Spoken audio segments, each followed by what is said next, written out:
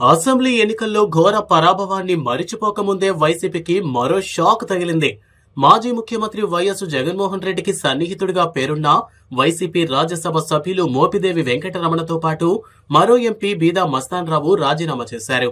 Rajya Sabha chairman Jagdeep Dhankhar కు తమ రాజీనామా పత్రాలను సమర్పించారు. వైసీపీ సభ్యత్వానికి కూడా రాజీనామా చేస్తున్నట్లు ఇద్దరు నేతలు ప్రకటించారు. అయితే దివంగత వైఎస్ రాజశేఖర్ రెడ్డితో పాటు ఆయన తనయుడు జగన్మోహన్ రెడ్డితో కూడా సన్నిహితంగా ఉండేవారు మోపిదేవి వెంకటరమణ. ఇద్దరి మంత్రి వర్గాల్లోనూ ఆయన పనిచేశారు. అలాగే వైసీపీలో ఆయన ఎమ్మెల్సీ, రాజ్యసభ వంటి పదవులు పొందారు. ఇలా 2019 ఎన్నికల్లో ఓడిపోయినా ఆయనకు తగిన గౌరవం దక్కిందని, అలాంటి పార్టీ ఆపత్కాలంలో ఉండగా ద్రోహం చేసి వెళ్లిపోతున్నారంటూ మోపిదేవి వెంకటరమణపై వైసీపీ నాయకులు మండిపడుతున్నారు. వైసీపీ నాయకుల కామెంట్స్ కు మోపిదేవి కౌంటర్ ఇచ్చారు. వైఎస్ జగన్ ఓడిపోయిన తనను ఎమ్మెల్సీని చేసి మంత్రి పదవి ఇచ్చారని, ఆ తర్వాత రాజ్యసభకు పంపారంటున్న వారికి అంతకుముందు జగన్ కోసం తాను చేసిన త్యాగాలేమిటో తెలుసా అని ప్రశ్నించారు.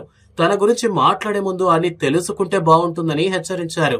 తన రాజీనామా వెనక చాలా బలమైన కారణాలున్నాయన్న మోపిదేవి వాటిని బయట పెట్టడం సరైన పద్ధతి కాదన్నారు. రాజీనామా నిర్ణయం ఇప్పటికిప్పుడు తీసుకున్నది కాదని, గత అసెంబ్లీ ఎన్నికల సమయంలో తనకు సీటు ఇవ్వనప్పుడే తీసుకున్నానని అన్నారు. కానీ ఎన్నికల సమయంలో పార్టీకి ద్రోహం చేయకూడదనే ఆగానన్నారు.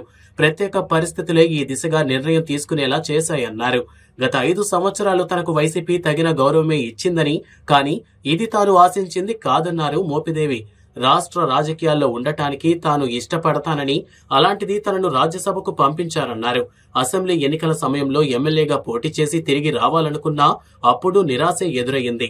అందువల్లే రాజీనామా తప్పడం లేదని తెలిపారు. వైసీపీకి ఆ పార్టీ ద్వారా పొందిన రాజ్యసభ ఎంపీ పదవికి రాజీనామా చేసి టీడీపీలో చేరుతున్నట్లు మోపిదేవి వెంకటరమణ స్పష్టం చేశారు. ఇప్పటికే తన అనుచరులు, నాయకులతోనే కాదు టీడీపీ నాయకులతోనూ చర్చించినట్లు తెలిపారు.